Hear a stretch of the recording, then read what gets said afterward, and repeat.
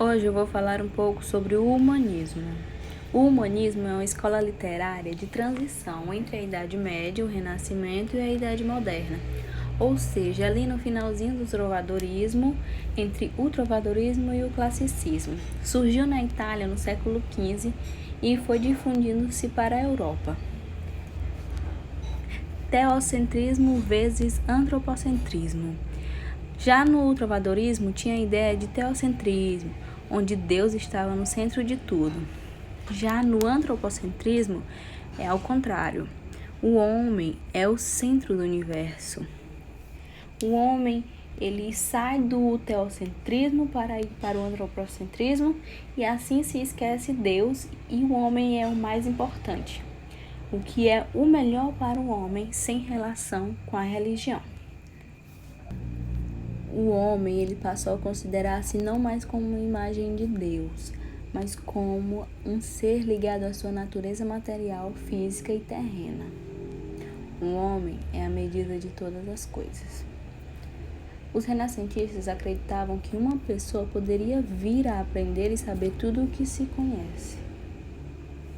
Nessa época surge uma nova visão de mundo, mais centrada na valorização do ser humano como sujeito de sua própria história.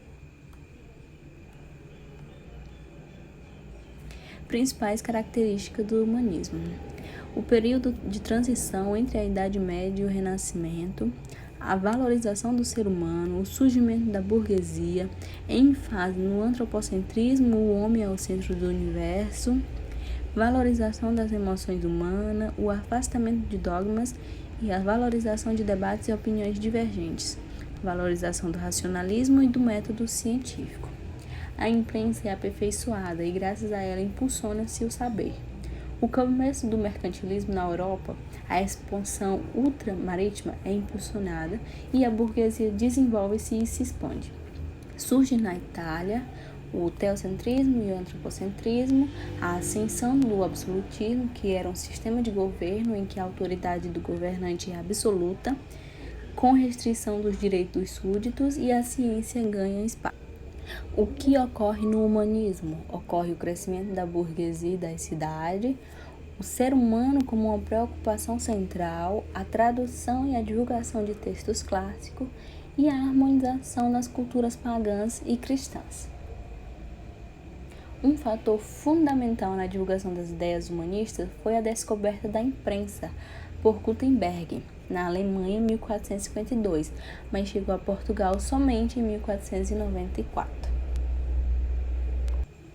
Autores importantes do humanismo na Europa: Francesco Petrarca, Itália; Michel de Montaigne, França; Giovanni Boccaccio, da Itália; e Thomas More, Inglaterra.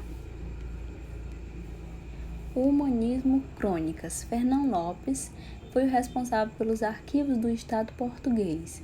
Ele tinha uma visão bastante moderna da história e tinha interesse pelo lado humano dos fatos e pela importância dos movimentos populares e das forças econômicas da história. As principais obras dele foram Crônicas del Rei Dom Pedro, Crônica del Rei Dom Fernando e Crônica del Rei Dom Júnior I. As três atividades mais destacadas compuseram esse período: a produção historiográfica de Fernão Lopes e a produção poética dos nobres e a atividade teatral de Gil Vicente. Ele foi o maior representante da prosa historiográfica humanista e fundador da historiografia portuguesa. Já Gil Vicente,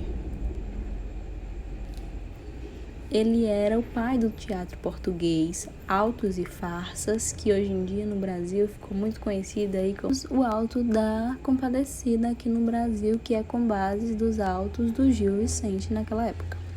Tem também o Garcia de Rezende, 1470 a 1536, que era o maior representante da poesia palaciana, com a obra Cancioneiro Geral.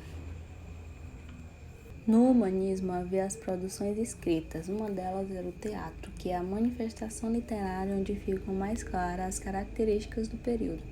Havia também a poesia palaciana, que era a poesia que foi deixada de ser acompanhada por música e passou a ser declamada dentro do palácio. Havia também historiografia, que eram as crônicas da época e eram os registros da vida dos personagens e acontecimentos históricos. O humanismo em Portugal. Havia a poesia palaciana, como eu disse anteriormente, que era produzida dentro dos palácios e escrita por nobres que retratavam os usos e costumes da corte. Fernão Lopes, um dos primeiros escritores humanistas em Portugal, foi nomeado para ser um cronista-mor da Torre do Tombo, 1418. Ele escrevia as crônicas das ideias que surgiam dentro do palácio. Havia também Gil Vicente, 1465 a 1536. Os gêneros mais explorados dele foram o teatro popular, a poesia palaciana e a crônica histórica.